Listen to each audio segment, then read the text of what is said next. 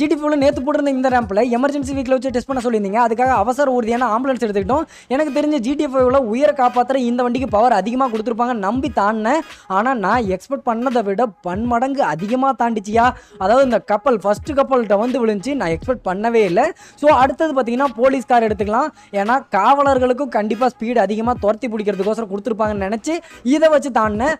இது பார்த்தீங்கன்னா அதை விட ரொம்பவே பேட் அப்படின்னு சொல்லணும். இருந்தாலும் பார்த்தீங்கன்னா அந்த அளவுக்கு இல்லை. அடுத்தது பார்த்தீங்கன்னா ஃபயர் இன்ஜினும் பார்த்தீங்கன்னா இங்கே தீ அணைக்கிறதுக்கு வேகமாக போயாகணும். இதுக்காவது ஸ்பீடை கொடுத்துருப்பாங்க அப்படின்னு நினச்சேன்.